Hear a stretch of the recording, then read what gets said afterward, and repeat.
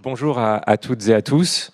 Merci d'avoir répondu présent pour ce rendez-vous ici à l'Archipel et en ligne. Je m'appelle Lucas Tiffin, je suis le responsable éditorial de Léonard. Léonard, c'est la plateforme d'innovation et de prospective du groupe Vinci. Léonard avait à cœur de vous proposer ce matin un retour sur la dernière conférence mondiale sur le climat qui a eu lieu à Sharm el-Sheikh du 6 au 18 novembre 2022, avec l'idée, la promesse qu'on peut peut-être aller un peu plus loin que ce que vous avez lu ou entendu dans les médias. Et dans ce but, j'ai le plaisir d'accueillir pour l'instant 3 intervenants et une quatrième dès qu'elle arrivera. Lola Valéjo est coincée dans les transports malheureusement. 4 intervenants qui ont eu l'opportunité de participer à la COP27 et qui vont donc pouvoir, je l'espère, nous raconter un peu de l'intérieur ce qui s'est dit au-delà des négociations entre États. J'ai donc l'honneur d'accueillir Cacilde Brenière, qui est adjointe au directeur exécutif de la direction Solutions Développement Durable de l'Agence française de développement. Bonjour et merci d'être là. Karim Selouane, fondateur de Résilience, bureau d'études spécialisé dans l'adaptation au changement climatique, et Isabelle Spiegel, directrice de l'environnement de Vinci. Ce que nous vous proposons ce matin, c'est d'analyser ensemble les principales conclusions officielles de la COP27, mais aussi d'essayer de mettre en lumière les tendances, les signaux faibles, voire les innovations que nos témoins privilégiés ont pu identifier sur le front de la lutte pour le climat lors de cette COP. Alors, peut-être une première question adressée à tous. Beaucoup de personnes se sont interrogées avant, pendant et après l'événement sur la nécessité d'aller à Sharm el-Sheikh pour cette COP27. Pour quelles raisons, à titre personnel, avez-vous ressenti la nécessité d'y aller ?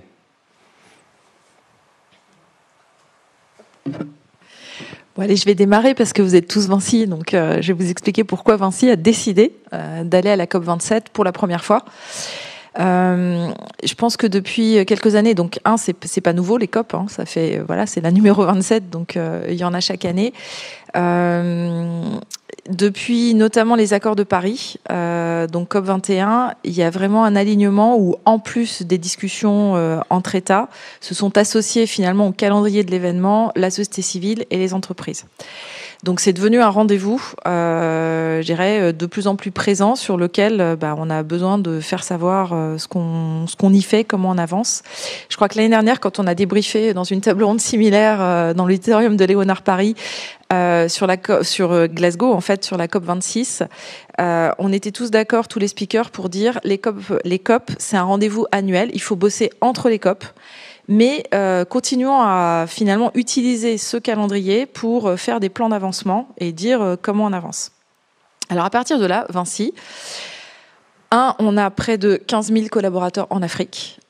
Sogea Satom fête ses 100 ans de présence en Afrique. Donc on est présent sur le continent depuis longtemps. Donc c'est à la fois le bon moment et à la fois ça se passe en Égypte. On est en train de construire le métro du Caire depuis plus de 30 ans. Donc on a des grands projets, on a une présence là-bas.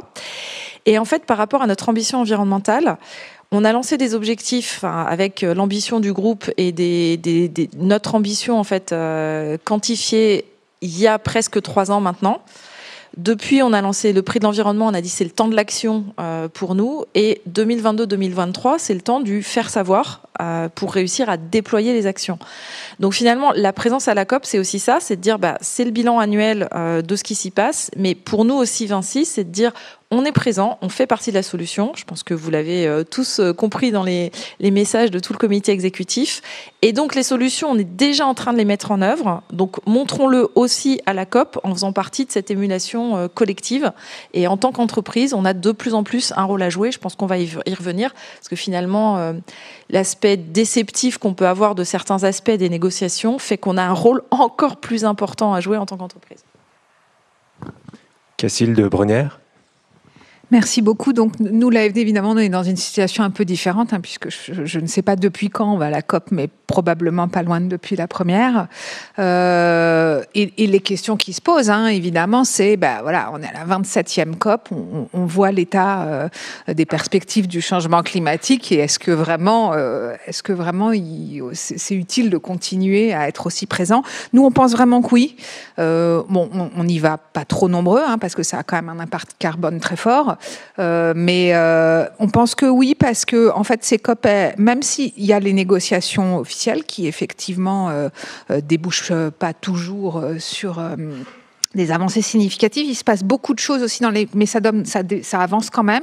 Ça donne aussi un tempo, hein, et c'est comme ça que finalement ça avance, parce que chaque année il y a ce rendez-vous et donc tout le monde se prépare pour voir un petit peu qu'est-ce qu'on va pouvoir apporter, qu'est-ce qu'on va pouvoir faire changer, quels sont les grands enjeux. Et puis évidemment ça permet aussi pour nous, donc nous l'AFD, on est une banque de développement de la France.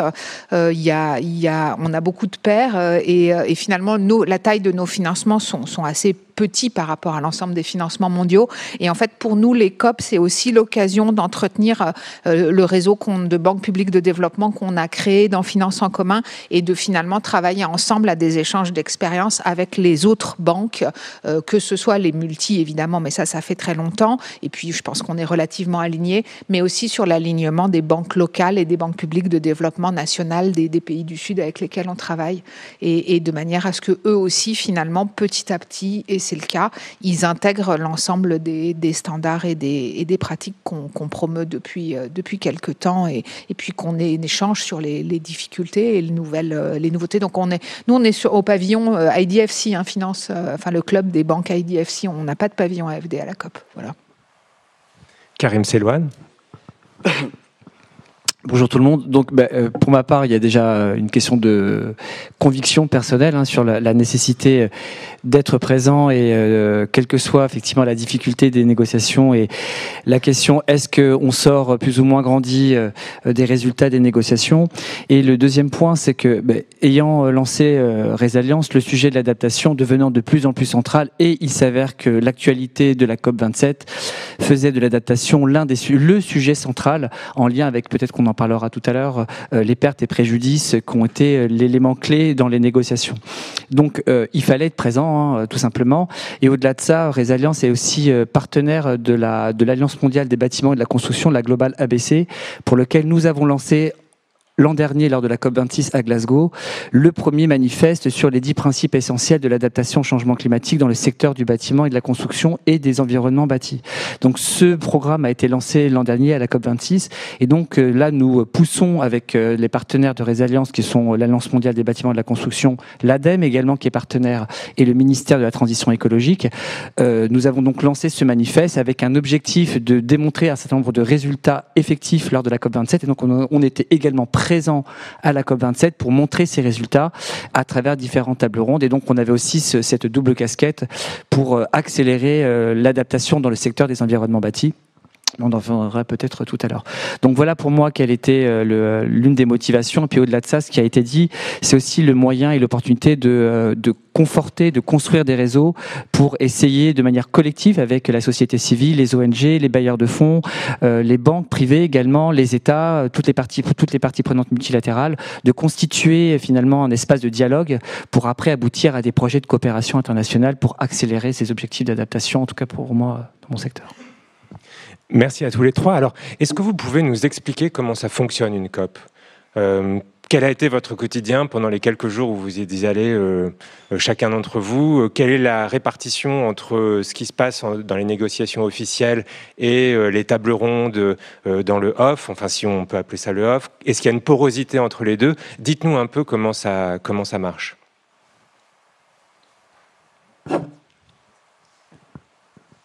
Donc moi, à titre personnel, j'étais plus sur. Enfin, donc évidemment, il y a la partie des salles des négociations officielles où il y a dans l'équipe France donc les membres du gouvernement et les négociateurs de l'équipe France avec qui nous à l'AFD on est en contact, en tout cas dans toute la préparation de la COP et même au moment de la COP presque quotidiennement.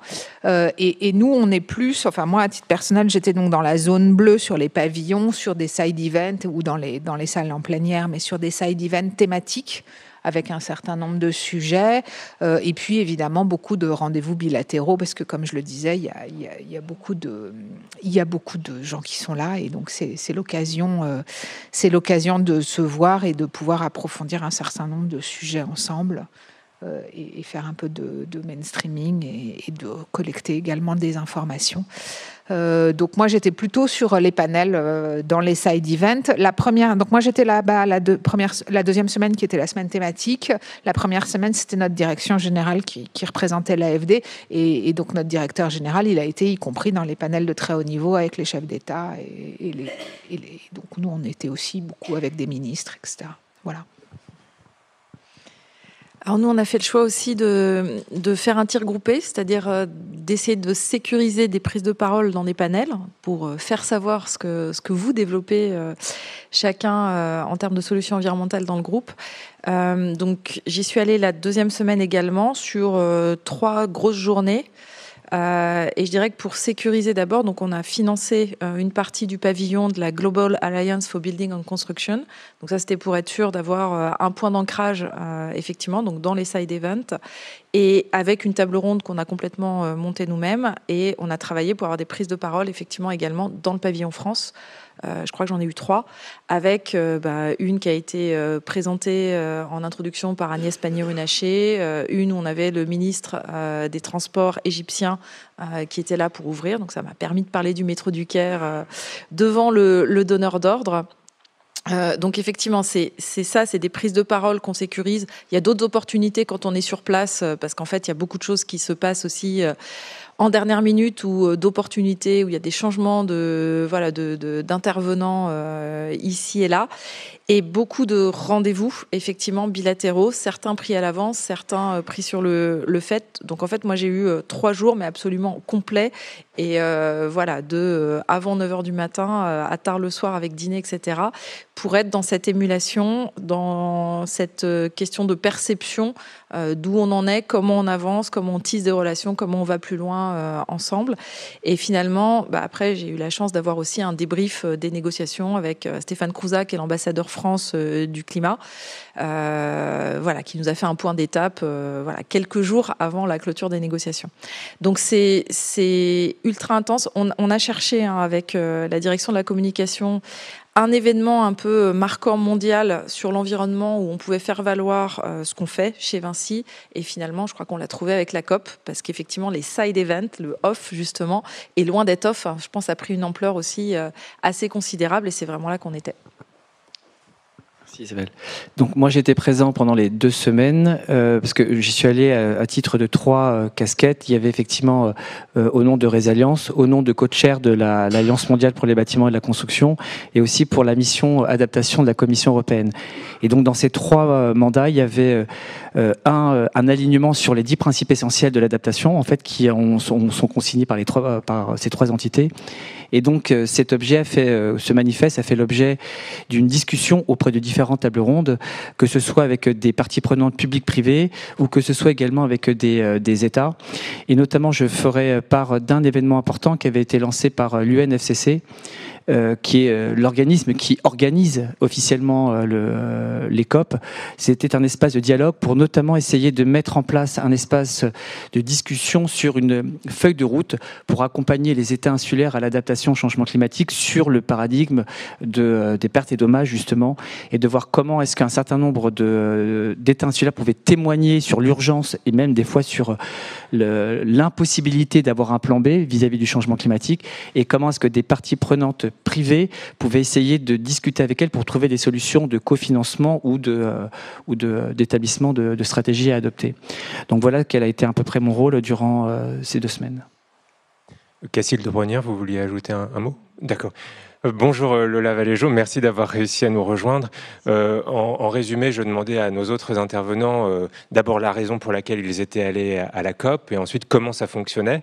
Peut-être que vous pouvez dire rapidement ce qu'il en est pour vous et puis ensuite on entre dans le cœur du sujet. Vous êtes experte du suivi des négociations climat internationales. Est-ce que vous pouvez nous présenter ce qui vous semble être les principales conclusions de cette COP ? Merci beaucoup. Merci beaucoup de l'invitation et mes plus sincères excuses pour le retard. Il ne faudrait jamais quitter son vélo.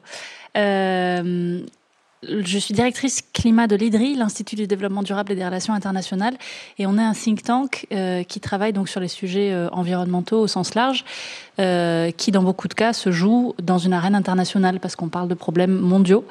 Donc mon rôle à la COP, c'était en partie de valoriser nos publications, nos travaux et de voir nos partenaires scientifiques et institutionnels. Et aussi de suivre les négociations parce qu'on a aussi ce rôle de décryptage justement. Et si je devais essayer de sortir les 2-3 points majeurs de ce qui s'est joué à cette COP, moi, une image que j'aime bien utiliser, c'est que il y a toujours plusieurs sujets dans ces négociations internationales. L'enjeu majeur, c'est comment est-ce qu'on va éviter les effets dangereux du changement climatique et donc pour ça, arriver à réduire fortement nos émissions. Donc discuter de à quel rythme, comment est-ce qu'on s'y prend, qui doit faire le premier pas. Il y a aussi des questions d'adaptation, c'est-à-dire comment on se prépare aux impacts du changement climatique. C'est sur quoi Resilience travaille notamment. Et il y a aussi, comme on est dans un cadre international, un énorme enjeu de solidarité, c'est-à-dire que on n'est pas tous égaux face à ce défi. On a des capacités différentes et on a aussi des responsabilités différentes. Alors, c'est un vieux principe de ces négociations internationales, la responsabilité commune mais différenciée. Et je dirais que c'est vraiment ce principe qui a été au cœur de la COP27. L'année dernière, à la COP26 à Glasgow, on était à un moment où on a beaucoup parlé d'atténuation, de comment est-ce qu'on réduit les émissions. Pourquoi ? Parce que l'accord de Paris, qui est l'accord cadre de ces négociations internationales, en 2015, il a un mécanisme de relèvement de l'ambition. C'est-à-dire que tous les 5 ans, on doit sauter une marche et on demande à tous les pays signataires de relever leurs engagements. Et ça, c'était l'échéance qui était vraiment au cœur de l'année dernière. Donc on a énormément parlé de comment réduire les émissions, qui fait quels efforts, comment est-ce qu'on peut avancer au niveau sectoriel. Là, l'année d'après, on était une COP sur le continent africain, dans un contexte de crise, donc après évidemment la crise du Covid qui avait aussi marqué le sommet précédent, mais aussi une crise des prix de l'énergie et l'inflation généralisée notamment sur les denrées alimentaires, qui faisait que les priorités du continent africain en particulier étaient très fortement représentées, notamment les enjeux de solidarité autour des questions de finances et autour des questions de responsabilité historique. Pour faire très court, la tonne de CO2, elle a une longue durée de vie dans l'atmosphère. Donc le réchauffement climatique qu'on voit déjà aujourd'hui, parce qu'il ne faut pas parler du réchauffement climatique au futur, on y est déjà, on a déjà gagné plus de 1 degré par rapport à l'ère pré-industrielle. Et ça veut dire des événements extrêmes plus sévères et plus fréquents dans beaucoup de pays, notamment des pays qui ont très peu contribué à une part très faible en fait de ce réchauffement actuel. Et cette question-là, c'est ce qu'on appelle les pertes et préjudices, c'est-à-dire le mot compensation est tabou. Pourtant, pour l'expliquer clairement, c'est un peu ça qu'il y a derrière. C'est-à-dire, nous, on a très peu contribué au problème, on est en première vague des impacts, donc il faut que vous nous aidiez, quelque part, à y faire face, au titre de votre responsabilité. La discussion, elle s'est soldée par un succès, et je pense que c'est vraiment ça, la chose à retenir de cette COP. C'est à la fois une énorme victoire pour les pays du Sud, au sens large, et pour la société civile qui s'est très fortement mobilisée sur cette question de justice climatique. Et puis ça ancre aussi le fait que, quelque part, on acte le fait qu'on a échoué à réduire nos émissions assez rapidement et que, quelque part, on est en train d'ouvrir un troisième pan de l'action climatique. C'est plus juste réduire les émissions, s'adapter aux impacts, mais il y a aussi cet effet de comment est-ce qu'on aide les pays qui ont très peu contribué à faire face aux impacts déjà réalisés du changement climatique. Quelque part, c'est aussi un aveu d'échec collectif, le fait de devoir prendre au sérieux cette question. Mais étant donné la multiplicité des crises, c'était impossible de la mettre sous le tapis. Très concrètement, pour l'instant, on s'est mis d'accord pour créer un fonds sans vraiment de garantie sur qui va l'abonder, combien, etc. Une chose intéressante, c'est que l'Union européenne et les États-Unis, qui évidemment étaient aux premières loges pour cet accord, demandé depuis des années par de nombreux pays, ont fait volte-face, l'Union européenne en particulier, en disant « Nous, on veut bien participer à ce genre de fonds, mais il faut que ce soit en priorité pour les pays les plus vulnérables, notamment les petites îles dont vous avez parlé, et il faut qu'on ait une base large de contribution. C'est-à-dire on ne peut pas compter uniquement sur les finances publiques des pays industrialisés. Il faut aussi, et que d'autres pays qui sont traditionnellement considérés comme des pays en développement contribuent. Ça, c'est extrêmement sensible politiquement. Donc on pense beaucoup à la Chine parce que c'est le premier émetteur mondial depuis 2005, même si par habitant, et aussi en termes de développement humain, la Chine n'est pas forcément le pays qui devrait contribuer en premier. On pourrait penser à d'autres pays comme la Corée du Sud, Singapour, qui ont en fait un niveau de vie bien plus élevé. Et aussi l'autre question, c'est est-ce qu'on ne regarderait pas du côté du secteur privé ? Et c'est aussi une sorte de tabou à nouveau qui est tombé à cette COP. Il y a eu beaucoup de tabous qui sont tombés. Et l'Union européenne a parlé d'une taxe sur l'aviation, d'une taxe sur le secteur maritime et d'une taxe sur les carburants fossiles. C'est amusant parce que c'est des sortes de vieilles anciennes dans le mouvement environnemental. On parle depuis très longtemps d'avoir une taxe sur les fossiles. On n'a jamais les conditions politiques pour. C'est la première fois qu'un responsable européen de haut niveau, donc Frans Timmermans, vice-président de la Commission, reprend à son compte cette idée, cette proposition. Si on ajoute à ça que le secrétaire général de l'ONU avait aussi appelé à faire une taxe sur les fossiles pour faire face aux pertes et préjudices, et qu'en Europe, on est en train de parler de plus en plus frontalement d'une taxe sur les profits indus du secteur de l'énergie, c'est vraiment une idée qui a le vent en poupe. Et voilà, donc ça c'est vraiment le point majeur que je voudrais que vous reteniez, c'est cette idée de justice climatique qui a été très centrale. Évidemment, l'autre pendant moins reluisant, c'est que les pertes et dommages, il y a deux faces de la médaille, c'est-à-dire qu'il faut avoir de la justice climatique et compenser financièrement, mais il y a aussi évidemment la nécessité de réduire fortement les émissions. Parce que si on ne réduit pas fortement les émissions maintenant, et si on ne maintient pas la pression, on aura des pertes beaucoup plus élevées à l'avenir. Et là, en une phrase, le bilan est un peu moins reluisant parce qu'on a surtout la continuation des signaux politiques envoyés l'année dernière et pas de grosses avancées.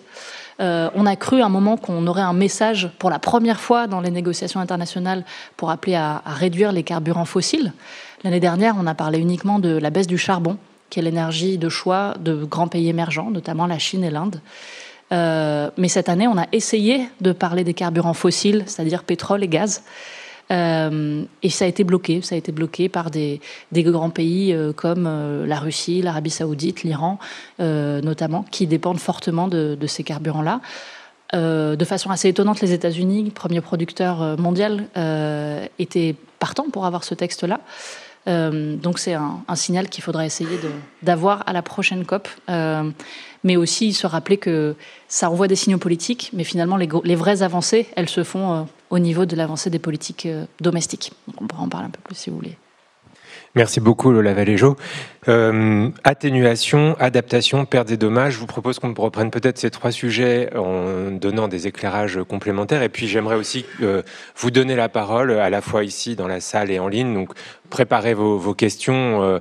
On va laisser une large place à la possibilité que vous puissiez intervenir. Sur le sujet de l'atténuation, peut-être Isabelle Spiegel, quand on préparait cette rencontre, vous me disiez que finalement les pays s'alignent sur les objectifs, mais peut-être pas sur la méthode pour y parvenir et que c'est ce qui bloque actuellement. Est-ce que vous pouvez peut-être développer un peu ce point ? Oui, moi je pense que ce qui m'a marqué aussi dans l'ambiance de la COP, c'est d'abord qu'on prend un bain de culture différente, donc ça fait du bien d'avoir un peu une remise à zéro en se disant il n'y a pas que ce qui se passe en Europe avec une prise de conscience, avec les médias qui parlent de la COP. Donc on replonge dans les différences des points de départ qui sont totalement différents parce que il y a de l'Afrique, il y a des pays pétroliers qui sont là, qui sont présents, etc. Mais le côté positif, c'est que tout le monde parle le même jargon climatique. 1,5 degré, net zéro carbone, adaptation et atténuation. Et donc, il y a quand même là des milliers de personnes qui sont d'accord sur l'objectif à atteindre. Alors, on n'avance pas toujours assez vite dans les négociations au final et les accords, mais il y a des milliers de personnes qui sont d'accord sur l'objectif à atteindre, mais qui partent de points de départ tellement différents qu'en fait, nécessairement, les plans d'action à mettre en œuvre sont pas les mêmes. Et donc, ce qui m'a marqué, c'est effectivement de parler avec certains produits pétroliers, enfin producteurs effectivement de pétrole, qui disent nous, on mise tout sur la capture et le stockage du carbone.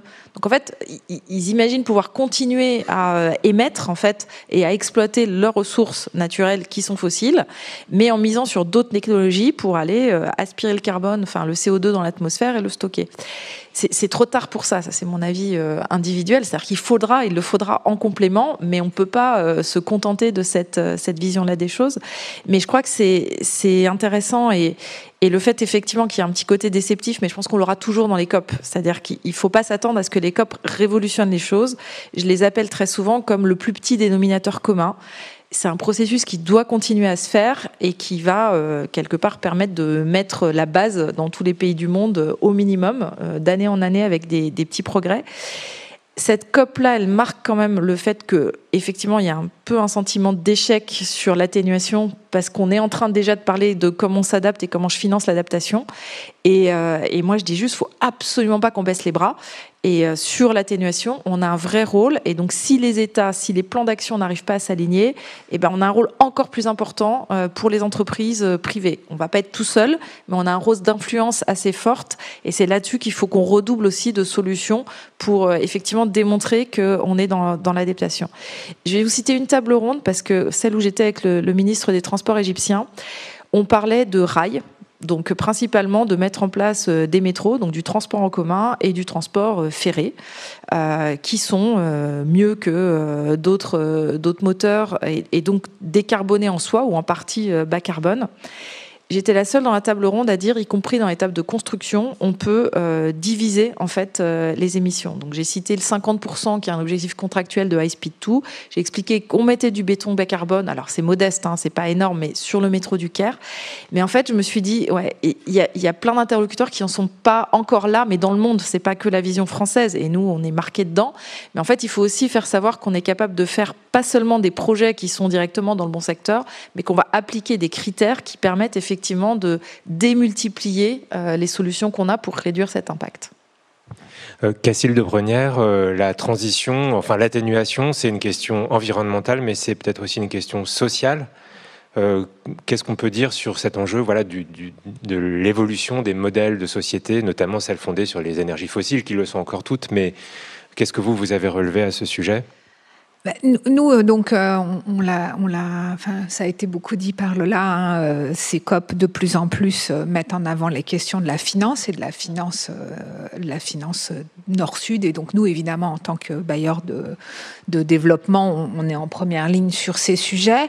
Et c'est depuis Glasgow. Donc, il y a eu effectivement assez peu d'avancées sur la thématique de l'atténuation à cette COP, mais il s'est quand même passé des choses en marge de la COP. Je le citerai. Et en fait, nous, ce qu'on pousse depuis Glasgow, mais même avant, c'est de pousser les pays émissifs et fossiles avec lesquels on travaille à se projeter sur des trajectoires parce que finalement abandonner ou réduire les énergies fossiles et développer le renouvelable, ça nécessite en fait une transformation complète du modèle de développement de la société, et c'est pas uniquement installer du renouvelable ou décommissionner une centrale, c'est aussi des gens qui vont devoir changer d'emploi, changer de métier, changer de compétences, retrouver des compétences qu'on n'a pas. C'est aussi finalement des gens qui avant étaient bien lotis et qui vont se retrouver plus en difficulté, qui vont perdre leurs emplois. Et donc on accompagne en fait ces ces réflexions, d'ailleurs avec l'IDRI en partie, on finance ce qu'on appelle des Deep Decarbonation Pathways dans un certain nombre de pays et qui donc regardent d'un point de vue d'ensemble, d'un point de vue économique, d'un point de vue évidemment transition énergétique, mais aussi d'un point de vue social, tout ce qu'on pourrait faire et comment y arriver. Et ensuite, ça peut émerger. Alors, on en a eu une qui est sortie à Glasgow sur des grands programme qui s'appelle Just Energy Transition Partnership. Donc à Glasgow, il y a eu l'Afrique du Sud qui s'est engagé sur une trajectoire net zéro avec tout un tas d'étapes, etc.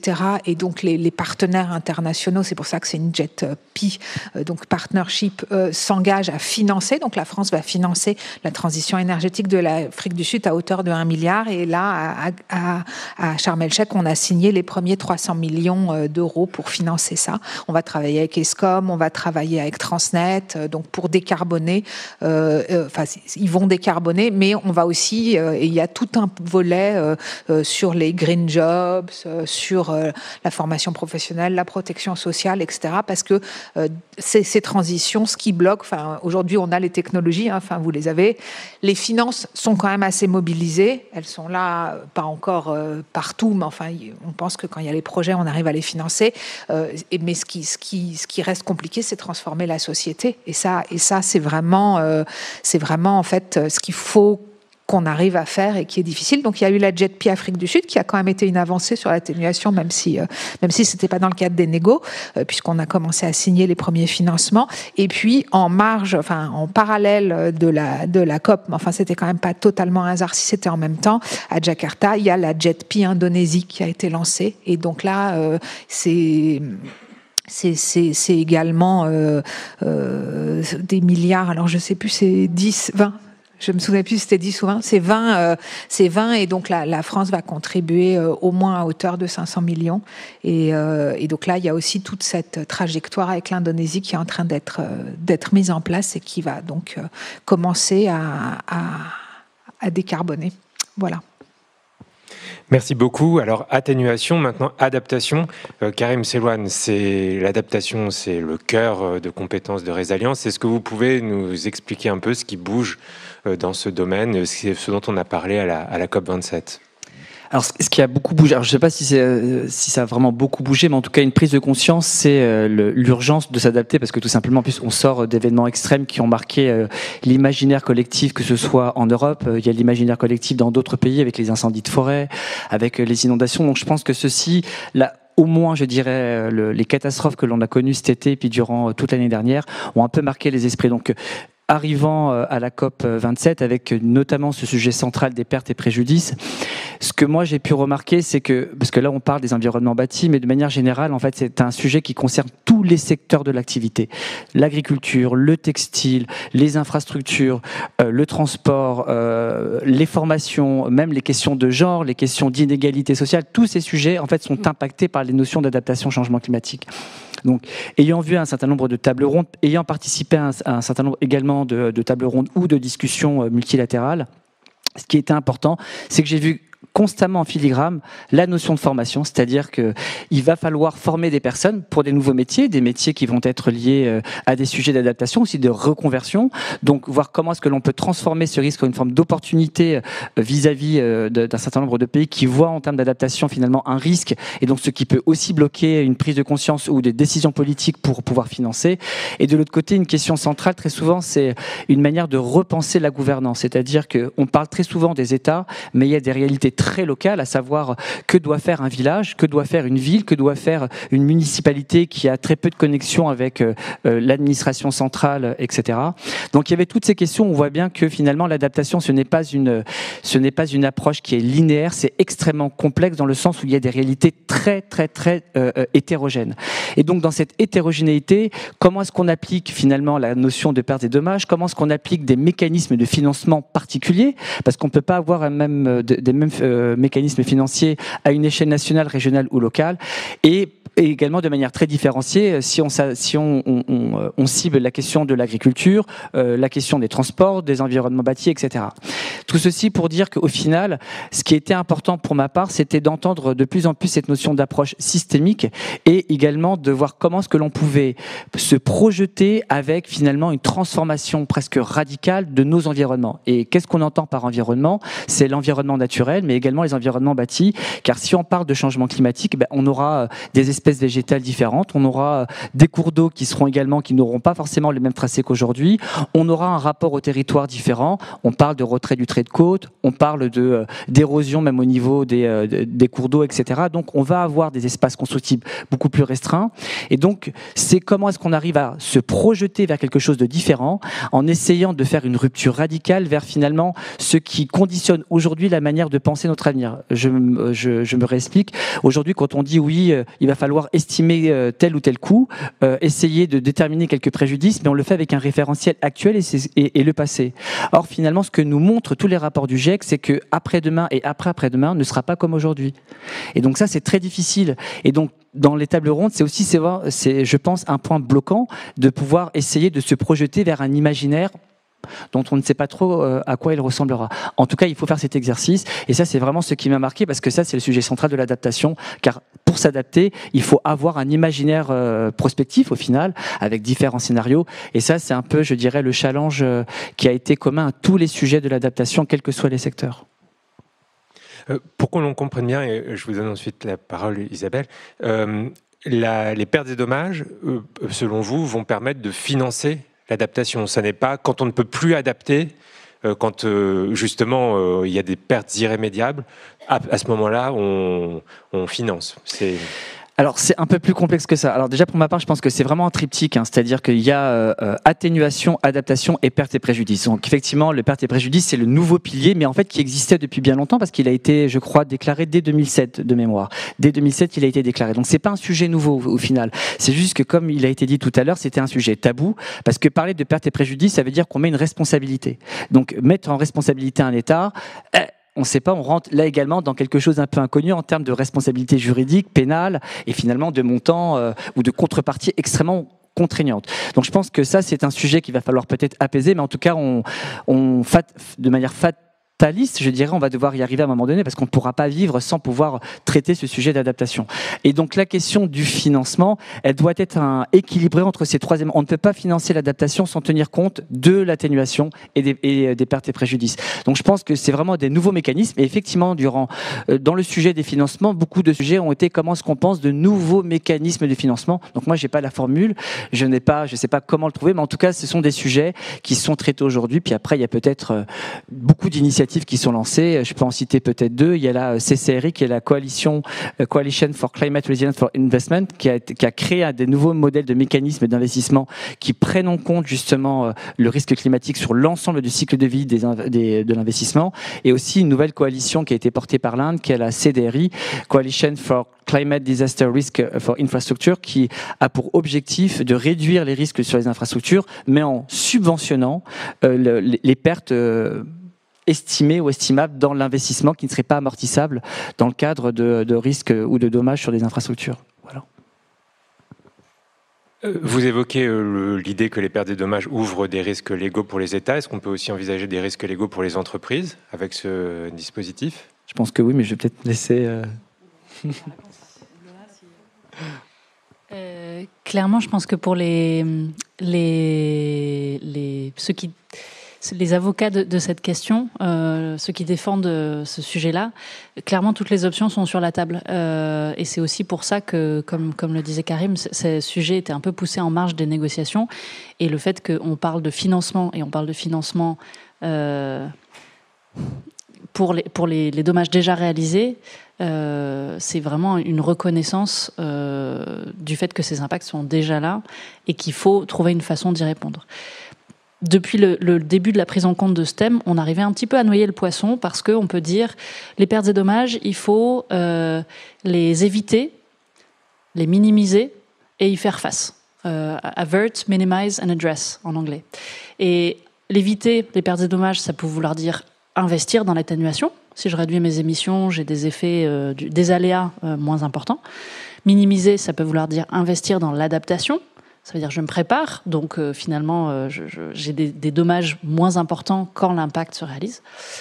Et finalement, on est après des années un peu d'atermoiement et de louvoiement autour du nœud dur de la question. Là, on a parlé à cette COP-là de comment est-ce qu'on fait face aux impacts réalisés, c'est-à-dire ce à quoi on ne peut plus s'adapter.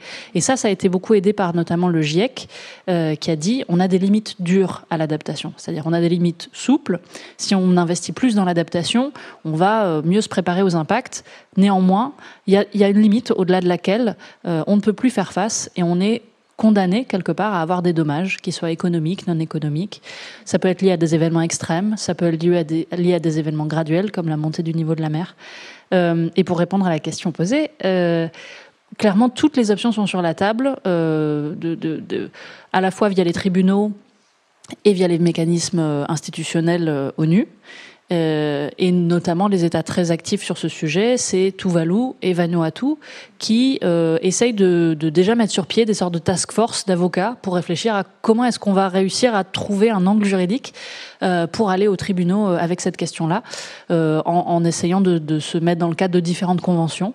C'est aussi pour ça que le langage sur cette question est particulièrement regardé de près par une armée de lawyers, notamment américains, qui font très attention à ces questions de risque et de liability en anglais,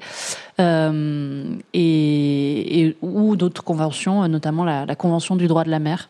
Donc voilà, beaucoup d'avenues envisagées. Et je pense que le fait que l'Europe elle-même reprenne à son compte des propositions qui auparavant émanaient uniquement d'ONG sur la taxe sur les fossiles, ça a fait tomber quand même une sacrée fenêtre. On en est très loin à la réalisation et la question de la responsabilité est encore très ouverte.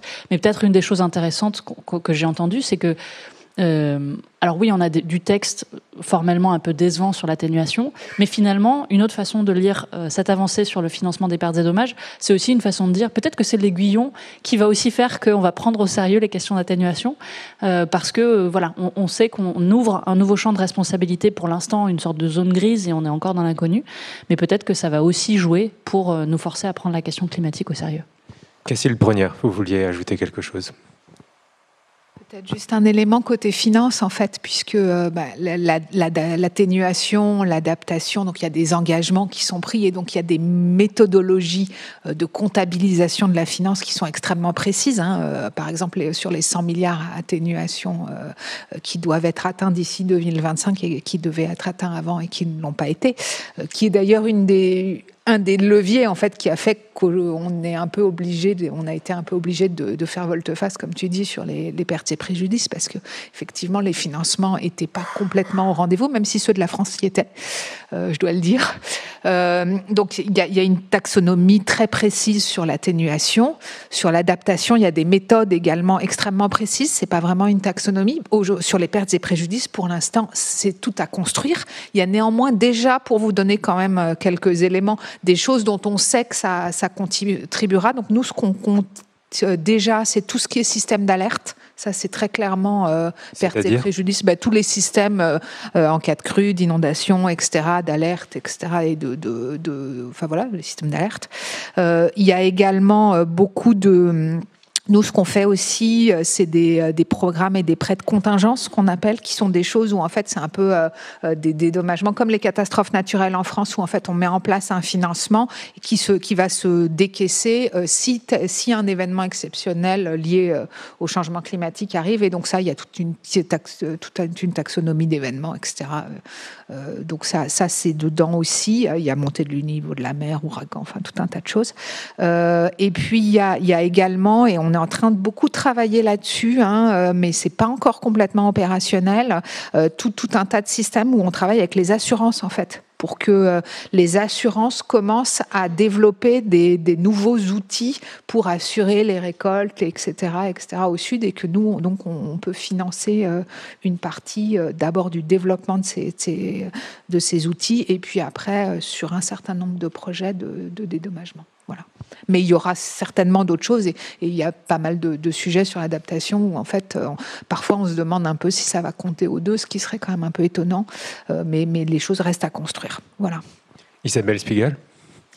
Oui, on voit bien que toutes ces incertitudes et ces besoins de financement font que forcément, à un moment donné, on va devoir jouer un rôle, le privé là-dessus, alors que ce soit sur des taxes, typiquement le fossile ou les plus gros émetteurs, ou etc. Donc on va passer en mode veille extrêmement active là-dessus pour effectivement que toute nouvelle réglementation sur le sujet, on puisse l'anticiper et le jouer le plus possible comme une opportunité pour nous, plus que de le subir. Donc ça va être un enjeu extrêmement majeur. L'autre aspect, je voulais quand même revenir sur tous les besoins d'adaptation. Donc on a un risque fort et les assurances, vous venez de le citer. Donc c'est qu'effectivement les infrastructures qu'on construit aujourd'hui, elles vont avoir un coût d'assurance et elles vont devoir se préparer à ces dommages beaucoup plus fortement. Et globalement, j'ai l'impression qu'on n'est pas très prêt aujourd'hui sur la planète à faire face à ça. Et là, j'estime qu'on a, nous, sans doute, un petit rôle à jouer, au moins dans la compréhension des besoins, au moins dans le diagnostic et la préparation, effectivement, par rapport à ça, parce qu'on va se prendre sans doute de plein fouet, alors pas que nous, Vinci, mais collectivement sur les infrastructures, des changements assez majeurs. Et donc, si ça se fait en étant normé par des standards, etc., qui nous demandent d'intégrer, c'est un moyen qu'on a connu dans le passé. Mais ça risque de mettre trop de temps par rapport à la vitesse à laquelle le changement climatique arrive.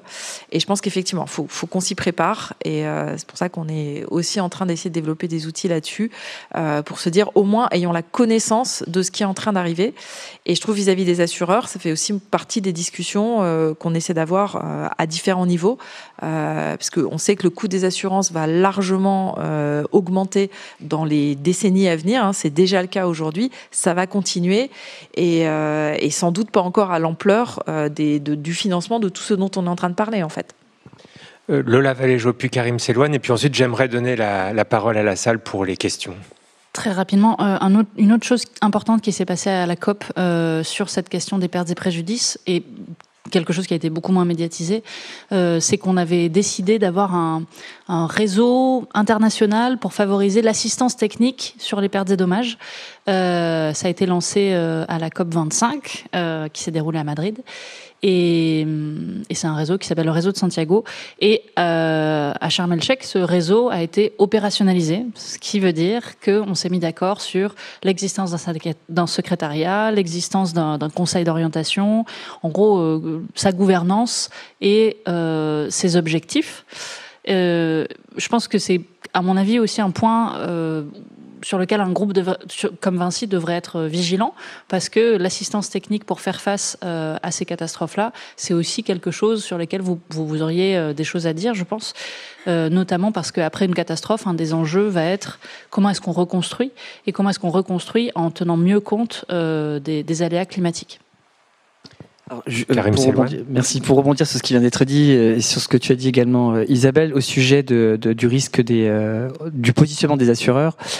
Ce qu'on observe, je vais peut-être donner deux signaux faibles, mais qui sont à mon avis des signaux d'alerte. Donc au sein du Resilience Hub, donc lors de la COP27, il y a un espace qui s'appelle le Resilience Hub, où notamment des financeurs, des assureurs viennent discuter de projets ou de programmes prospectifs. Et puis dans l'une des tables rondes, un sujet qui a été marquant, c'était finalement le désengagement des assurances vis-à-vis de la couverture soit d'actifs qui doivent assurer ou réassurer, ou même de pays ou d'administrations ou de collectivités territoriales pour lesquelles ils sont en train de se désengager. Et un exemple a été cité, c'est celui de la Floride, pour lequel un certain nombre d'assurances ont décidé de partir, tout simplement parce que le risque étant beaucoup trop important, et donc il y a une perte de rentabilité pour le modèle de l'assurance et des réassureurs. Donc c'est quand même dans un pays riche. La Floride n'est pas l'un des États les plus pauvres des États-Unis. Donc on voit très bien que même dans cette configuration économique, on a justement une inquiétude des assurances. Donc c'est un signal qu'il ne faut pas prendre à la légère et qui est en train également de prendre, de s'étendre dans d'autres géographies. Alors je ne parle même pas des pays émergents parce que là-dessus, la question de la rentabilité, elle est c'est quasiment quelque chose d'impensé pour eux. C'est pour cela également que des mécanismes de solidarité ont été lancés par la Banque mondiale, qui sont des fonds de solidarité contre les catastrophes naturelles, qui viennent justement financer des systèmes d'alerte ou d'alerte en presque temps réel. Tout ça pour dire que l'un des mots, en tout cas, si moi je devais faire une conclusion sur ces sujets de pertes et profits, c'est finalement comment est-ce qu'on pense l'attractivité des entreprises et l'attractivité des actifs et l'attractivité des territoires à travers leur capacité de s'adapter au changement climatique. Et que donc l'adaptation va devenir, et tend à devenir, un critère d'attractivité pour l'assureur, pour les investissements, etc. Donc je pense que si on met ça aussi, si on change de paradigme et qu'on intègre l'adaptation comme un facteur d'attractivité ou de compétitivité, peut-être que cela pourrait être un des moteurs qui permettrait de régler la question des pertes et préjudices. Merci beaucoup. Alors, il y a un micro qui n'a pas servi depuis le début et qui est donc destiné à la salle.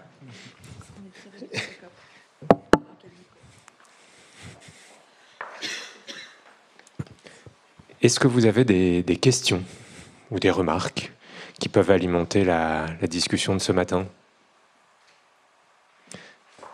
Oui, merci.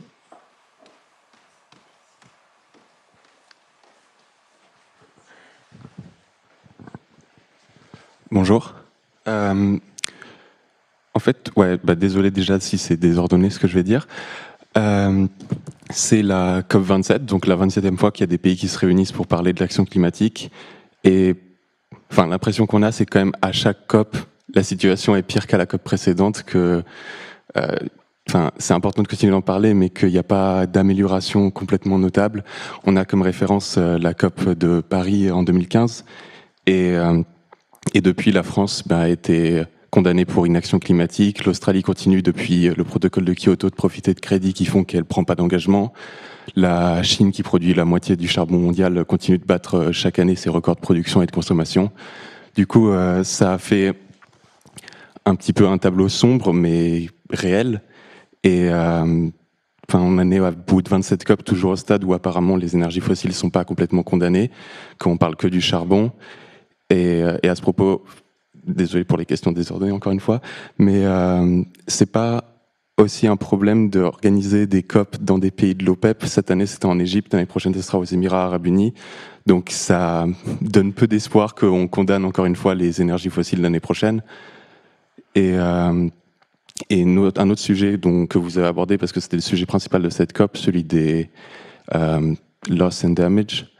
Il y a les États-Unis qui ont conditionner un peu leur aide à celle de la Chine, et du coup, est-ce qu'à la fin, l'un des deux a pris des engagements? Parce que si c'est pas le cas, c'est quand même les deux principales économies mondiales et c'est les deux plus gros pollueurs du monde, donc s'ils en prennent pas, c'est quand même, ça limite fortement les réels engagements et les réelles avancées de cette COP sur ce sujet-là.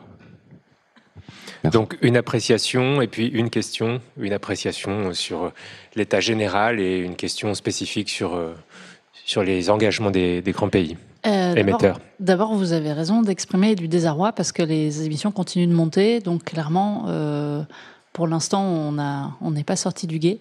Peut-être juste pour clarifier quelque chose sur les 27 COP, les chiffres deviennent fous. Mais en gros, qu'est-ce qu'on a fait depuis ces 27 COP? Depuis le début, le débat, c'était comment est-ce qu'on arrive à concilier faire face au réchauffement climatique, où en gros, depuis 1990, on sait très bien ce qui bloque et on sait très bien ce qu'il faudrait faire, et conjuguer ça avec le droit au développement de beaucoup de pays, avec certains arguments de bonne foi, certains arguments de moins bonne foi, parce qu'il y a quand même des rentes pétrolières qui, on sait, sont pas très bien partagées. Et en fait, c'est vraiment un problème qui a été insoluble.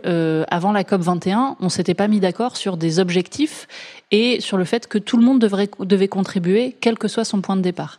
Donc, je dirais que de la COP1 à la COP21, on a un peu tourné en rond sur qu'est-ce que c'était que la bonne façon de prendre le problème. La COP21, elle a dit, bon, on va pas essayer de répartir le gâteau entre toi tu dois faire ça, toi tu dois faire ça, toi tu dois faire ça, et comme ça on va y arriver, parce qu'on a vu que quand on a essayé de faire comme ça n'a pas marché. Avant, on s'est concentré sur les pays riches, en disant, c'est à eux de faire le boulot. Quand la Chine n'est pas dedans, ça marche pas. Pourquoi la Chine serait dedans ? Depuis la COP21, on s'est mis d'accord sur des objectifs vraiment ambitieux et axés sur la science. Et une des choses à remarquer, c'est qu'avant, on parlait de 2 degrés. Maintenant, on parle beaucoup plus de l'objectif de 1,5 degré, parce que la science a fait des progrès. Et la communauté internationale s'est assez arrimée à la science pour dire, en fait, 1,5 degré, on a déjà des impacts très importants. C'est ça qui doit être l'objectif. On a aussi clarifié 1,5 degré, ça veut dire net zéro au niveau mondial pour le CO2 en 2050. Et ça, on a la quasi-totalité des économies et des grandes entreprises qui ont pris cet objectif-là. Est-ce qu'on est sorti des ronces pour autant ? Pas du tout, parce que il faut ensuite traduire ça en qu'est-ce que ça veut dire à court terme. Néanmoins, l'objectif de long terme, il est assez clair et on continue de le clarifier. Il y a quelque chose qui a été dit à la COP par un panel de haut niveau commandé par le secrétaire général de l'ONU sur le net zéro des entreprises, par exemple, qui disait il ne faut pas utiliser des crédits carbone pour compenser vos émissions. Ça ne marche pas. Il faut que vous achetez des crédits carbone au-delà de votre chaîne de valeur, parce que sinon, on n'y arrivera pas. Ça, c'est énorme comme clarification. Oui, on sait très bien que ce sont les fossiles le problème. Qu'est-ce qui se joue dans ces COP ? C'est des signaux politiques sur des pays qui poussent contre ça. Néanmoins, peut-être sans vouloir verser dans le verre est complètement plein. Depuis l'accord de Paris, on a des engagements qui sont très insuffisants. Néanmoins, des engagements qui sont bien meilleurs s'il n'y avait pas eu l'accord de Paris. Je veux dire, avant l'accord de Paris en 2014-2015, on se dirigeait vers un monde à 3,4. Là, on est plutôt à 2,4 si on regarde les politiques actuelles. C'est très loin du compte. Néanmoins, quel monde on aurait si on n'avait pas au moins ces grands signaux qui ont été lancés sur le climat, c'est important. Est-ce qu'on en fait assez ? Absolument pas. Est-ce qu'on en fait assez en France ? Absolument pas. Néanmoins, si on n'a pas, comme le disait très bien Isabelle, si on n'a pas ce langage commun, eh ben, on a rien pour parler climat avec des États qui, sinon, n'en parleraient pas du tout. Le fait que l'Inde, par exemple, a lancé sa stratégie de long terme à la COP. La stratégie de long terme, ça veut dire, moi, l'Inde, qui a d'énormes problèmes de développement humain, je me projette dans un monde où, à 2070, je serai neutre en carbone. Et voilà comment je vais m'y prendre, décliné en différents secteurs. Ça, c'est des signaux de bonne volonté qui auraient été impensables si on n'avait pas un cadre collectif. Donc, vous avez raison de ne pas s'arrêter là, et il faut vraiment continuer à mettre la pression. Et les COP, c'est ça, c'est un moment parmi d'autres pour mettre la pression. C'est un moment de pression politique et médiatique internationale, où tout le monde est un peu rappelé à l'ordre, mais il y en a beaucoup d'autres, notamment en France. Vous avez parlé des actions en justice, il y a des élections, il y a beaucoup de choses. Et en fait, quel que soit le point de vue qu'on ait, si on est d'une entreprise ou en tant que citoyen ou en tant qu'impliqué au niveau local, on peut, à son échelle, contribuer à cet effort-là. Moi, je pense qu'il faut aussi que cette COP, on lui reconnaisse le fait d'avoir entendu la voix des plus vulnérables et le fait que les questions de justice climatique, elles ne se regardent pas uniquement du point de vue des pays du Nord.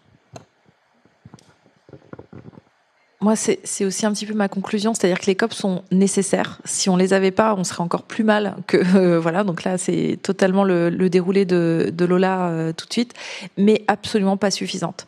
Donc, il faut maintenir les COP, mais il faut aussi qu'on démultiplie toutes les actions collectives, individuelles, etc. autour des COP, entre les COP, etc., etc. Et c'est vrai que la question de la prochaine COP, elle est à Dubaï.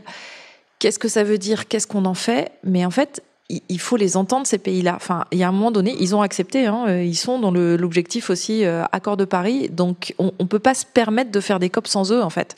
Là, c'est sûr qu'on perd complètement la bataille, et c'est vrai qu'on le sait, on a cette évidence qu'il faut sortir des énergies fossiles, et en même temps, il n'y a pas de maître du monde, il y a personne au-dessus de tous les États pour décréter que c'est ça la solution, en fait. C'est bien ça le problème qu'on a, donc à partir de là, les COP vont toujours avoir un effet un peu déceptif parce qu'on ratisse assez bas, etc. Parce que voilà, c'est le minimum. Mais c'est très bien d'écouter l'année prochaine les Émirats Arabes Unis qui vont donner leur vision de comment j'atteins 1,5 degré. Parce que ça va être aussi en partie ça, en fait, les enjeux de l'année prochaine. Et puis, on poussera pour dire que ça suffit pas, etc. Il faut d'autres coalitions. Je pense que ce qui se fait aussi en marge des COP, je vais vous redonner un exemple dans le secteur du bâtiment, et c'est beaucoup à la manœuvre de la Global Alliance for Building and Construction, mais pas seulement. C'est une percée. Alors, ce qui existe depuis quelques années, c'est les breakthroughs. Donc, c'est les percées sectorielles où on dit, en fait, ça suffit pas. Donc, donnons une impulsion spécifique, sectorielle sur un sujet. Donc là, c'est lancé à la COP une percée sur le net zéro carbone and resilient et resilient building. Donc, le bâtiment net zéro carbone et résilient, je le refais en français, d'ici à 2030, et c'est déjà soutenu par une trentaine de pays. Donc l'idée, ça va être piloté par la France au niveau des gouvernements, c'est de dire voilà, là il faut rallier une centaine de pays sur ce sujet-là. On ne sait pas exactement encore comment le définir, mais on va travailler dessus. Donc c'est ça, c'est un exemple de quelque chose de complémentaire, parce qu'on sait très bien que les COP sont nécessaires, mais absolument pas suffisantes. Merci. Oui, dans la salle.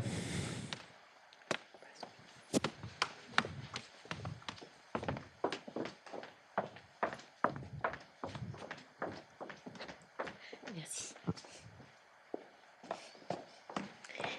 Bonjour. Alors, merci beaucoup, parce que ça donne un peu d'espoir de vous entendre quand même.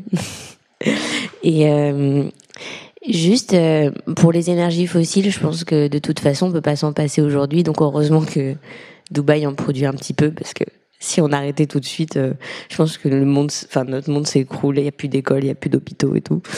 Donc, on a encore un peu besoin afin de faire la transition, même si je suis totalement d'accord qu'il faut les arrêter. C'était juste pour rebondir là-dessus. Mais par contre, je comprends pas très bien le fait que les politiques actuelles soient en phase avec le 2,5 degrés. Pour moi, j'ai plus les chiffres de 4-5 degrés si on suit la courbe actuelle. Tu veux recommander, ouais. Il y a alors différentes il y a différentes évaluations qui sont faites de ça. Un des outils que je trouve assez utile, qui est fait par le Climate Action Tracker, c'est ce qu'ils appellent le thermomètre. Et en gros, ça montre deux écarts très importants entre les engagements net zéro, comme je l'ai dit, qui sont répandus comme une traînée de poudre. Donc si on les prend tous pour argent comptant, on est à 1,8 de réchauffement. Donc pas tout à fait le 1,5, mais quand même ça se rapproche des objectifs de l'accord de Paris, qui sont bien en dessous de 2 degrés, faire des efforts pour le 1,5. Si on regarde les engagements à 2030, on est plutôt à 2,3, 2,4. Donc là encore, c'est des engagements qui étaient bien moins ambitieux avant l'accord de Paris et qui, depuis l'année dernière et cette année, sont un peu plus ambitieux. On est encore très loin de ce qu'il faudrait faire. En gros, on a des engagements qui nous amènent à avoir des émissions à peu près stables d'ici à 2030, entre 2019 et 2030. Il faudrait en gros les diviser par 2 si on veut avoir 50% de chance de rester en dessous du 1,5 degré.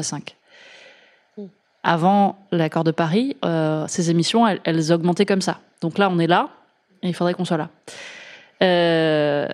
Le deuxième écart, et à mon avis le plus inquiétant, c'est pas juste les engagements des États de réduire leurs émissions à 2030, c'est aussi quelle politique ils ont mis en œuvre pour tenir leurs engagements de court terme.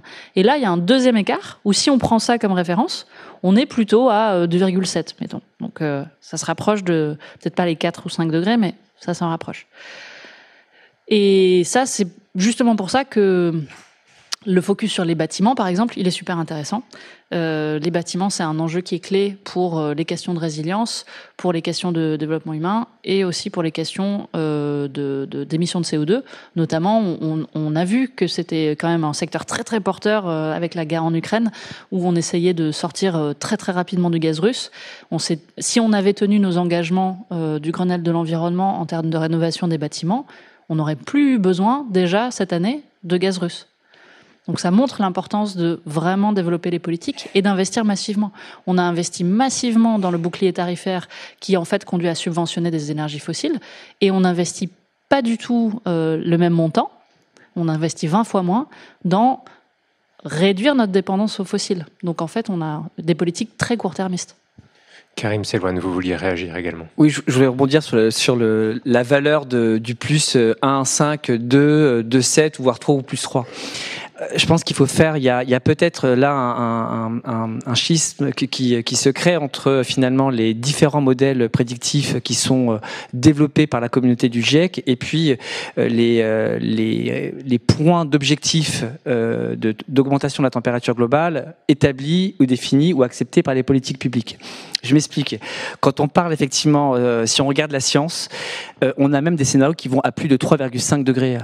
Parce qu'il y a des phénomènes en fait qui sont je pense que c'est assez complexe, mais quand on regarde le mécanisme du dérèglement climatique, il y a des phénomènes d'inertie qui sont plus ou moins rapides, plus ou moins lentes, et il y a ce qu'on appelle des phénomènes de forçage. Et dans ces phénomènes de forçage, on sait qu'on a des systèmes qui sont en train de se dérégler, qui sont quasiment même irréversibles. Dont un, c'est la fonte des glaciers. On sait qu'on est arrivé à un peak point finalement sur lequel l'irréversibilité est quasiment assurée.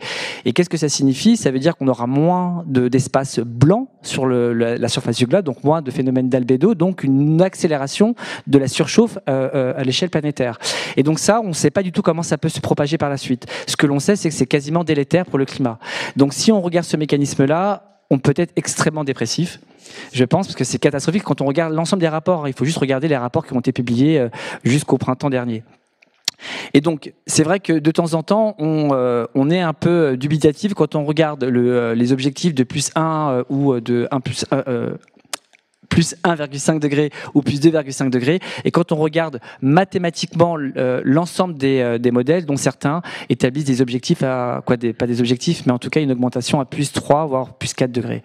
Et c'est là où, il faut à un moment donné trancher, mais je comprends totalement votre scepticisme et votre question, parce que je la partage. Hein. Peut-être qu'il faut juste dans la communication dire qu'actuellement on est sur une trajectoire de 3, 4, 5 degrés, mais qu'on a des objectifs pour atteindre en 2030 un 2,3. Mais en fait, c'est peut-être un peu dangereux de dire qu'on on y est déjà. Puis il ne faut pas garder le 2,3 comme... Enfin, c'est pas un point de référence très utile. Ce qu'il faut faire, c'est garder le 1,5 comme référence. Moi, j'y crois plus du tout. Ah, c'est une vraie question. Il y a une sorte de gros backlash contre cet objectif-là. Une couverture de The Economist notamment et Scientist Rebellion, qui était beaucoup de scientifiques qui disaient il faut qu'on soit clair sur on tiendra pas le 1,5. Je comprends le désarroi. Je veux juste noter deux choses. La tribune, elle part du principe que si on abandonne le 1,5, et ben comme ça, on peut se préparer aux 2 degrés et ça remet un coup de boost dans le fait qu'il faut réduire nos émissions, s'adapter et aussi être solidaire avec les autres pays. Moi, je suis pas sûre que si on acte le 2 degrés, ça va pas tout d'un coup relâcher beaucoup la pression et sur la sortie des fossiles et sur le fait qu'il faut réduire très rapidement les émissions. On voit que déjà, avec des engagements très ambitieux, il y a beaucoup de tours de passe-passe qui sont faits, beaucoup d'entreprises qui comptent sur le CCS pour continuer comme avant. Je suis pas sûre que CCS, c'est la deuxième fois qu'on le mentionne dans la table ronde. Juste en quelques mots. C'est la capture et le stockage de carbone. Schématiquement, ça veut dire qu'on va mettre une sorte d'aspirateur, alors soit dans l'air, soit à la cheminée d'une usine, pour prendre les gaz à effet de serre et les réinjecter dans une faille géologique, avec beaucoup de questions sur la faisabilité à grande échelle et la permanence aussi de ces stocks-là. C'est vraiment pas une magic bullet, c'est pas la solution miracle à tout. Juste un mot pour dire que si cette question vous intéresse, Léonard a consacré il y a quelques semaines une table ronde à cette question, alignée sur cette idée que voilà, on ne pourra compter dessus qu'en toute fin de stratégie, mais donc vous pouvez approfondir, ça se retrouve sur le site de Léonard. Mais Lola Valéjo, vous n'aviez pas fini votre raisonnement. La deuxième chose, c'est aussi de dire que ceux qui appellent à de toute façon c'est trop tard, faut aussi voir d'où ils viennent. Je pense que nous, quand on est dans des pays du Nord très confortables, avec beaucoup de problèmes d'inégalité, je dis pas qu'il n'y a pas de problème en France, ailleurs, etc. Faut aussi se comparer à ceux qui ont porté et réussi à inscrire cet objectif dans l'accord de Paris. C'est des petites îles vulnérables, c'est des pays qui sont aux premières loges du changement climatique. Et ces pays-là, ces scientifiques-là, on les entend pas dire il faut baisser les bras sur le 1,5. Parce que c'est une question beaucoup plus existentielle pour eux que pour nous. Et je pense que rien que pour ça, il faut aussi remettre leurs paroles au centre. Juste peut-être pour compléter, c'est que la question qui interroge l'écart entre les différents modèles prédictifs établis par le GIEC et puis les objectifs politiques pose la question de l'adaptation, parce que derrière, c'est quel scénario on utilise. Et donc, quelle est la ligne prospective qu'on va mettre en place, notamment quand on doit concevoir des infrastructures ou quand on doit concevoir des modèles d'investissement qui doivent être amortis, c'est-à-dire qui essayent d'être le moins dégradés possible en termes de valeur d'actifs vis-à-vis de différents scénarios climatiques versus les dommages qu'ils pourraient avoir en fonction de différents scénarios climatiques. Ça, c'est tout le challenge. Et donc, c'est pour ça que d'un côté, il y a des objectifs politiques et de l'autre côté, il y a des métriques scientifiques qui ne sont pas forcément alignées, mais à un moment donné, notamment pour la question des infrastructures, ça pose des questions techniques en termes de conception. Voilà. Cacile de Brenière, vous vouliez compléter? Peut-être juste un mot aussi pour dire qu'en fait, c'est important de garder des objectifs ambitieux et que probablement, enfin c'est même certain, si on les avait pas eus, ce serait encore très nettement pire, comme le disait Lola. Il faut voir aussi qu'en fait, c'est ces objectifs qui font bouger, par exemple, tout le monde de la finance, et en particulier les banques publiques, mais pas que. Hein, et en réalité, en fait, petit à petit, il y a quand même des choses énormes qui se passent, hein, et on va de moins en moins être en capacité. Par exemple, il y a des choses. L'AFD l'année dernière a décidé d'arrêter de financer le gaz. Enfin, je veux dire, c'est quelque chose. Je pense il y a même 3 ans, on se disait on fera jamais ça. Et parce qu'on est une banque de développement et qu'on cherche avant tout à financer le développement. Mais on a arrêté les fossiles il y a déjà quelque temps, et petit à petit, en fait, toutes les banques commencent à suivre. Et inévitablement, à un moment, c'est grâce à tous ces objectifs que les choses basculent. Et c'est certain, ça va pas assez vite. Enfin, moi, je partage aussi le sentiment général, mais je pense que c'est vraiment pas du tout une raison pour baisser les bras. Au contraire. Et que c'est grâce à tout ça que y a des choses petit à petit qui basculent dans le monde de l'entreprise, dans le monde de la finance. Et puis effectivement, c'est sous l'impulsion des COP, mais pas que. Hein, et c'est aussi sous l'impulsion de l'opinion publique. Et il faut du coup vraiment garder cette pression, quoi. Tu me permets ? Oui, bien sûr, Isabelle. Moi, j'ai aussi envie de réagir en disant, quel que soit l'objectif, tout ça, on est un peu dans la théorie parce que voilà, on fait des sommes d'objectifs, etc. On essaie de projeter sur des températures, sur des concentrations de CO2, etc. Le gros message, et j'ai participé à une table ronde où c'était le privé prend des engagements et c'est ça qui influence les politiques publiques. J'étais pas la seule, on était 4. Et la conclusion de la table ronde, c'était on voit bien qu'en fait, on n'est pas dans le temps des objectifs, on les a largement dépassés, on est dans le temps de l'action et de la mise en œuvre. Et moi, c'est le message que j'ai envie de retenir aujourd'hui. C'est OK, on a cet objectif d'1,5, on va sans doute le dépasser. Ça ne veut pas dire qu'il faut pas tout mettre en œuvre pour qu'on revienne, parce qu'il y a des effets irréversibles, et on misera sur des technologies futures pour continuer à faire tout ce qu'on peut pour réduire la concentration de CO2 dans l'atmosphère. Mais là, surtout, mais absolument, arrêtons d'attendre. Ne nous posons plus de questions sur c'est quoi le bon objectif, etc. Parce que chaque kilo de CO2, gramme de CO2 qu'on émet aujourd'hui, c'est 1 kilo en trop, en fait, ou 1 gramme en trop. Donc c'est aussi ça, moi, le gros message, et un gros message qui était quand même assez commun à toutes les entreprises que j'ai rencontrées qui étaient présentes là-bas. On est dans le temps de l'action. Et c'est une des grosses valeurs ajoutées en fait que j'ai retenues de tous ces événements off, etc. et du mouvement de fond qu'il y a en plus des COP. Et voilà, c'est le bon message, je pense aussi. Dans la salle, oui. Bonjour. Ouais. Juste pour revenir à ce qui vient d'être dit ici. Juste au niveau des engagements, donc je pense qu'on est tous d'accord dans la salle qu'il faut commencer à bouger, sauf que les engagements, ça n'engage que ceux qui les prennent, et donc dans quelle mesure on peut suivre les États qui prennent des engagements et qui disent ok, très bien, on va essayer de viser cet objectif, mais on revient à la COP28, on se rend compte qu'au final il n'y a rien qui a été fait. Qu'est-ce qui se passe pour ces États? Et puis, si on redescend d'une échelle, qu'est-ce qui peut se passer pour les entreprises qui aussi disent bon, on va avoir cet objectif, essayer de mettre telles actions là-dessus, et puis on se rend compte qu'au final, rien n'a bougé. Qu'est-ce qui se passe? Moi, je réponds déjà sur les entreprises et je laisserai compléter peut-être Lola. Mais pour nous, c'est une question de crédibilité, en fait. On s'engage et la manière dont on a voulu le faire chez Vinci. Donc, on n'est pas sur un objectif 1,5 degré. On est sur un objectif bien en dessous de 2 degrés. On va tout faire, je vais pousser autant, compter sur vous, etc., pour essayer de le dépasser et d'aller plus loin que cet objectif-là. Mais on ne peut pas s'engager sur quelque chose sur lequel on n'a pas un minimum de visibilité et de réalisme. Donc, quelque part, aujourd'hui, dans la manière dont les différents patrons du groupe se sont engagés, c'est quand même avec un minimum de pistes sur combien ça va coûter, comment on va s'y prendre, etc. Et c'est à ce titre-là qu'on a accepté de s'engager dans une entreprise comme la nôtre et qu'on dit, en fait, on ne veut même pas imaginer d'être en 2030 et d'aller expliquer au marché, à nos collaborateurs, etc. On n'est pas à notre objectif. Donc aujourd'hui, c'est une question de crédibilité et je pense que on voit un certain nombre d'actions de la société civile qui, pour certaines, portent en justice, etc. Donc le risque, il est là en fait. Il est de perdre des actionnaires, d'avoir des actions en justice, de perdre des collaborateurs, etc. en termes de crédibilité par rapport à nos objectifs. Peut-être juste pour dire que, alors vous avez raison, ça engage que ceux qui les prennent. La différence par rapport à l'ancien système, c'est que avant on avait donc ce système où on découpe le budget carbone et on donne des objectifs chiffrés et c'est soi-disant juridiquement contraignant. En fait, il y a beaucoup de pays qui n'avaient pas respecté leurs engagements avec pas de conséquences parce qu'il n'y a pas de gendarme, on n'a pas d'amende si on ne tient pas ces objectifs climatiques. L'accord de Paris, à la fois c'est un système plus lâche dans la mesure où c'est chaque État qui arrive avec ce qu'il est prêt à mettre sur la table. Néanmoins, il y a un mécanisme majeur de redevabilité qui est l'exigence de transparence. Ça a l'air de rien et ça fait vraiment soupirer, je pense, beaucoup de gens.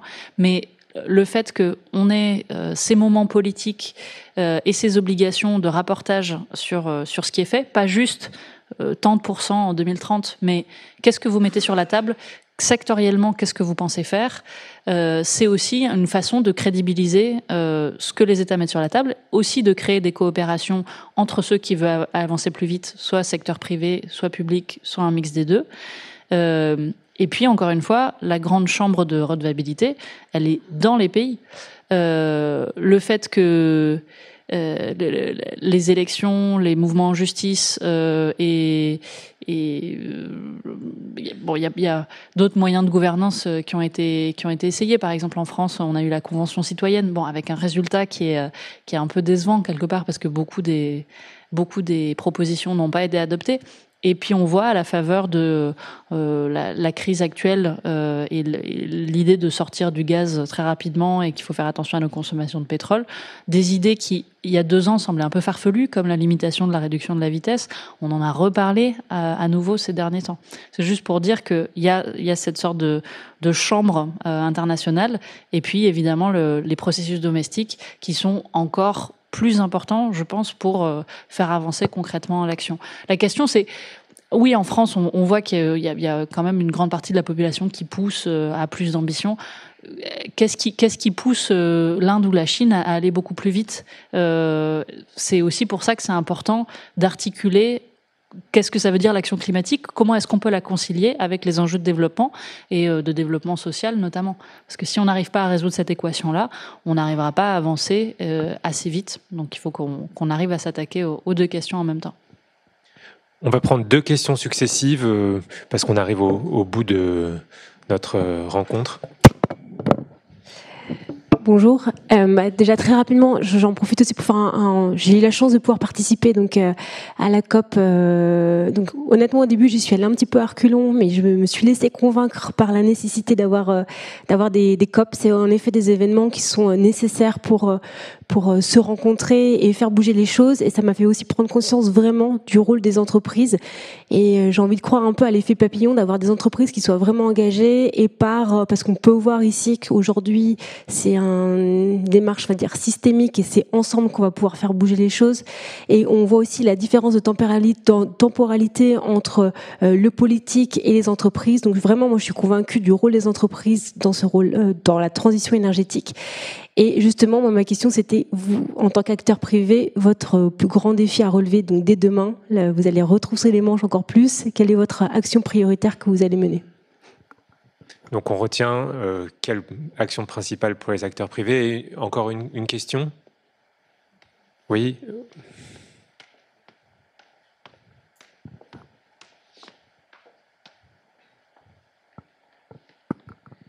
Alors, une question, c'est sur les pertes et préjudices. On a parlé de financement. Et est-ce qu'on pourrait être un peu plus spécifique pour voir un peu pour Vinci de quoi il s'agit ? Est-ce qu'on peut contribuer à quelque chose ? Je pense que les pertes et préjudices, on parle de beaucoup de choses, de soutien, je pense à l'agriculture, à l'assurance, je sais pas quoi. Mais est-ce qu'il y a des sujets, des activités sur lesquelles on pourrait contribuer et pour les rendre un peu plus lisibles pour nous, en fait, de quoi il s'agit ?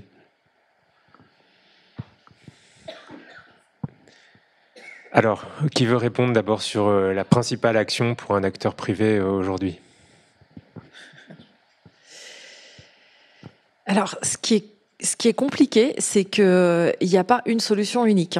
Donc, je pense que la principale action, ça va être de continuer à démontrer, à faire et à montrer la voie. Enfin, moi, un de mes messages aussi de la COP, c'était nous sommes prêts, nous sommes dans l'action et nous sommes prêts. Et il y a une table ronde, par exemple, qu'on a montée qui était sur le rôle de la construction, dans la transition énergétique. Karim était là avec nous. Et on m'a dit, mais c'est génial d'avoir lié les deux. Et donc, en fait, ce qu'on a fait, c'est lier l'usage et la demande, enfin l'offre et la demande. Et c'est bête, hein, mais en fait, il n'y en a pas assez. C'est-à-dire qu'à un moment donné, on est en train de réfléchir à des systèmes énergétiques et il faut du renouvelable et il faut un peu de nucléaire et il faut aussi et il faut ça. Donc on réfléchit à produire de l'énergie, on réfléchit à réduire les usages parce qu'on parle de plans de sobriété et de décarboner dans la construction, mais on lit pas suffisamment les deux. Donc moi, si je dois te dire une action, c'est qu'il y a des gens qui étaient surpris du fait qu'on ait voulu lier les deux. Donc je pense qu'il faut le faire beaucoup plus et c'est comme ça qu'on va être hyper pragmatique dans finalement l'équilibre qui est nécessaire et sans doute à une échelle qui est territoriale en fait. Hein. Ça me permet d'être à la fois assez local parfois et parfois national, mais c'est à cette échelle-là qu'il faut lier les deux. Et sur les pertes et dommages pour un acteur comme Vinci Là, je remercie Antoine pour sa question, qui n'est pas du tout simple. Ouais. Le Lavallejo. Enfin, donc, réduire les émissions, ça tout le monde voit. S'adapter, ça peut être, par exemple, redonner de la place à la nature pour que les pluies intenses ne restent pas en surface, mais rentrent dans les nappes phréatiques, par exemple.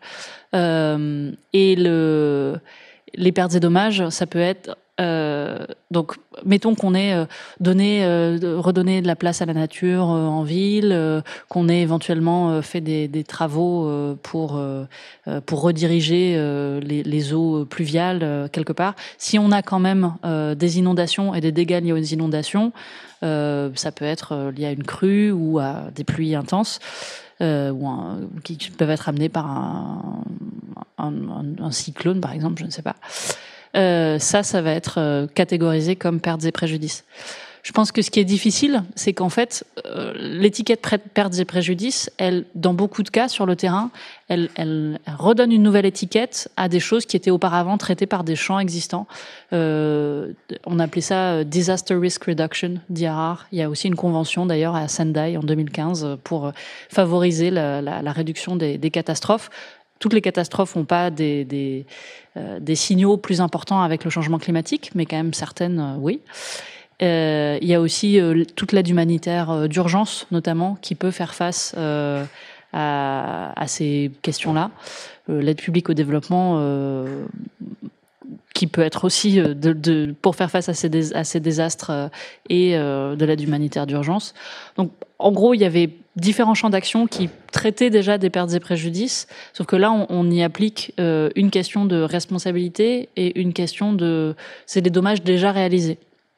Pour un acteur comme Vinci, je pense qu'il y a beaucoup de choses qui pourraient être faites dans votre capacité aussi à la reconstruction plus durable. Parce que je pense que c'est quelque chose qui est en train de monter. On se rend compte que on est en train de mieux comprendre le paysage actuel pour voir quels sont les trous dans la raquette. Moi, il me semble qu'une des choses qu'on maîtrise mal et sur lesquelles il y a insuffisamment de soutien, c'est les événements graduels liés au réchauffement climatique. C'est-à-dire à qui on s'adresse quand on a une infiltration saline des terres agricoles ou une élévation du niveau de la mer qui fait que petit à petit le territoire est grignoté. Il y a aussi peu de prise en compte des pertes non économiques, c'est-à-dire tout ce qui peut être lié aux biens culturels ou aux savoirs ancestraux dans beaucoup de pays.